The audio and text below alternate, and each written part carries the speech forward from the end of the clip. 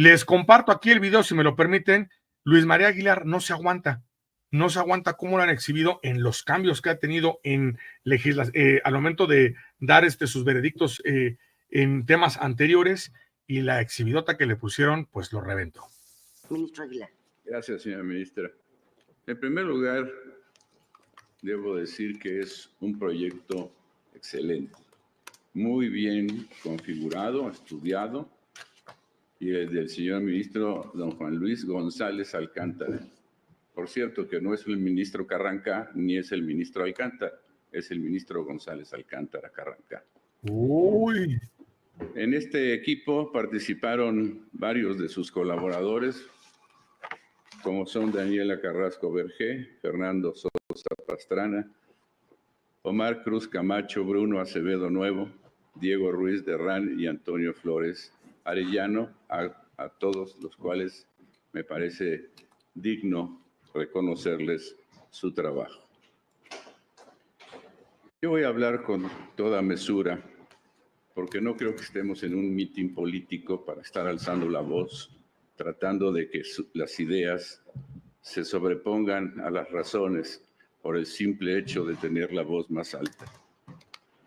Yo creo que, como se han afirmado una serie de circunstancias que creo que están faltando a la técnica del estudio.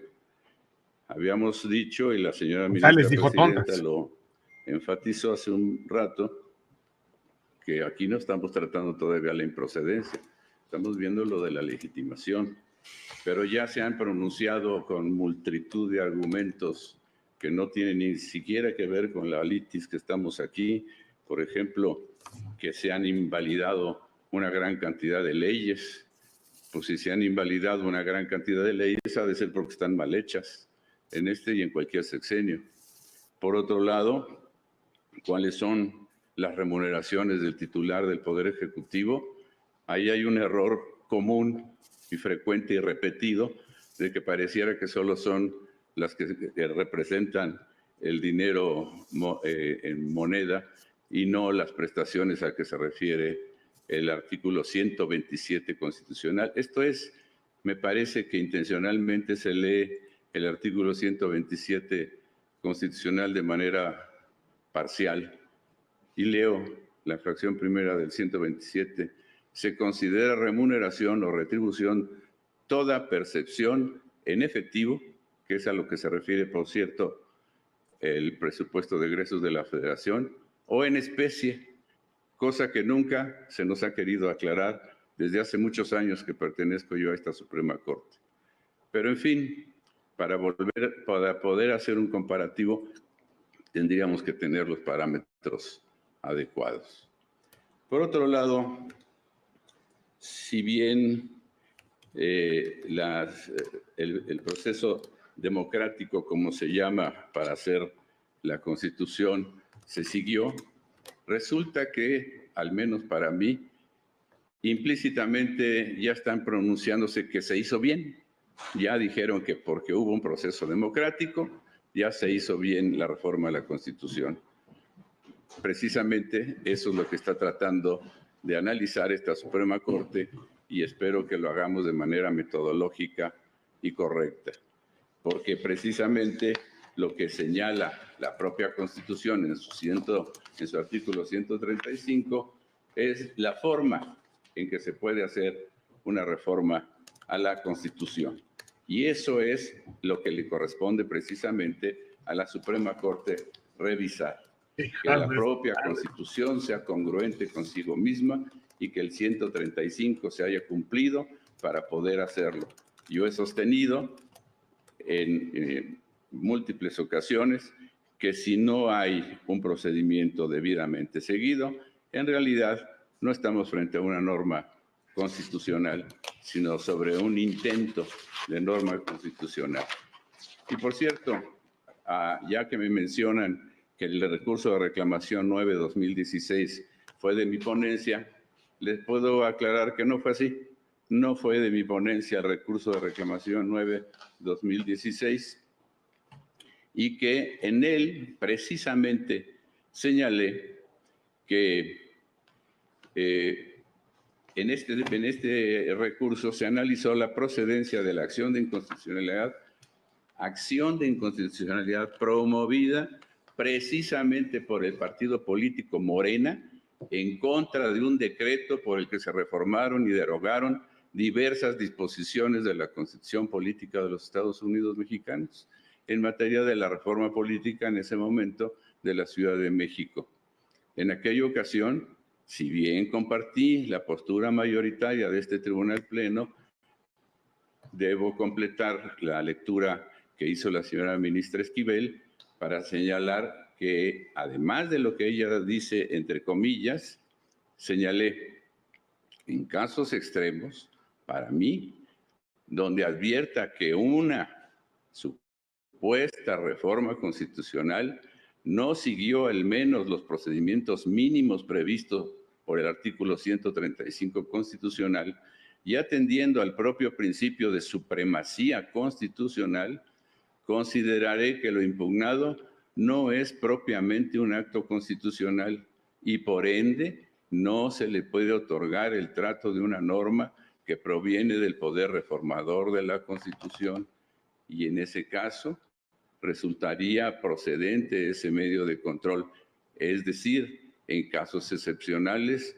que para mí lo representa cuando se trata de, pues al menos en los hechos, eliminar completamente al Poder Judicial de la Federación como está constituido actualmente.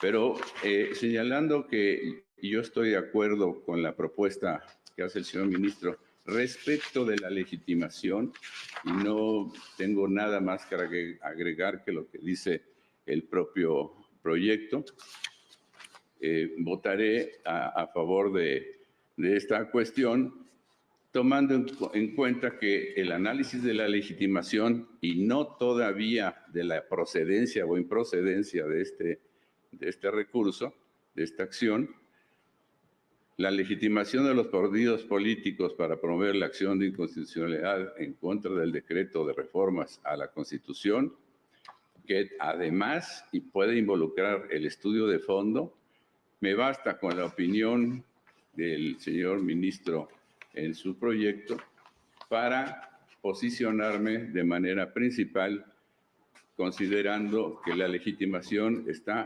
justificada porque para mí sí se dan las condiciones necesarias para poder reconocer la legitimación y en el capítulo 7 de este proyecto, en su caso, estudiaremos y me pronunciaré sobre las cuestiones de improcedencia.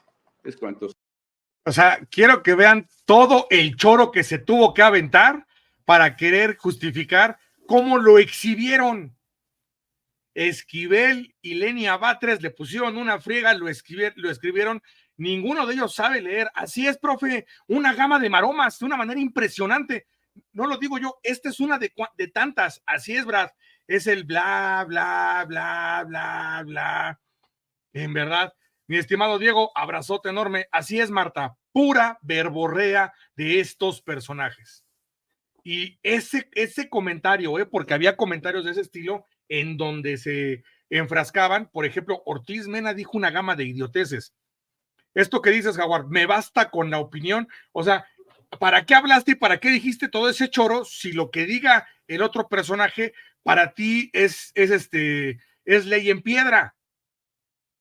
Es norma en piedra, es palabra en piedra, o sea, ¿cuál es el punto? Son unos maromeros de una manera impresionante y espérense que tengo en Estudio 04, les voy a aventar una maroma que se avienta Ríos Farjat, que no tiene desperdicio, ¿vale? Porque falta ahorita que vean otros. Así es, Alejandra, ganó la razón, afortunadamente. Afortunadamente. Espérense, por favor, chéquense esto, porque no tiene desperdicio. ¿Vieron todo lo que hizo solamente porque se enojó y vieron cómo fue agresivo al inicio? Así se puso, es más, se acortó esto porque llevó más o menos unos 15 minutos aproximadamente la participación que tuvo aquí Luis María Aguilar y se puso bravo contra ellas, pero señor, lo exhibieron gacho. Igual la Inés Potisek les dijo, si me van a citar, por lo menos cítenme completo, que no era el punto de citarlo completo, porque él hablaba de las citas completas para decir verborrea, que la gente se confunda, pero el punto fundamental no era ese. La neta, Mauricio, con todo respeto, Thaís, creo que lo dices muy bien, queridísima. Creo que lo dices muy bien. Exacto, lo dices perfecto. Tanta palabrería para terminar en decir absolutamente nada. Y te lo digo, Thaís, compañeros, es que no fueron los únicos. Todos, absolutamente todos. Ortiz Mena se avienta una, la vamos a poner al rato en Estudio 04. En serio, una que donde uno dice, ¿neta le estás diciendo esto a la gente? ¿Le estás diciendo a la gente que te importa un bledo? ¿Es neta? Ortiz Mena se aventó un par de una manera impresionante, en donde dijo que hasta en su primera participación, que la Constitución sí se podía ver como una ley electoral. Válgame el señor, es neta. La verborrea de estos personajes es brutal. Ahí sí tengo que reconocer a Lenia, a Yasmín y a Lenia, Yasmín y a Loreta, que fueron con todo y tecnicismos, fueron mucho más contundentes al momento de hablar. Pero por favor, para ir acabando de poner esto, porque no tuvo desperdicio. Aldo, tanto que comentar y no dijo nada, es que es en serio, es brutal. Esa era la intención, Ana Luisa. Esa era la intención. Y vamos a estar viendo ahí unas participaciones que tenemos. La final, quien estuvo conmigo en el en vivo hace rato, la parte final que tuvo Norma Piña antes del receso no tiene desperdicio. Pero aquí les va el punto brutal para ellos, el cuchillazo que les mete nada más y nada menos que Pérez Dayán. ¿Por qué les digo eso? Voy con cortinilla, vámonos.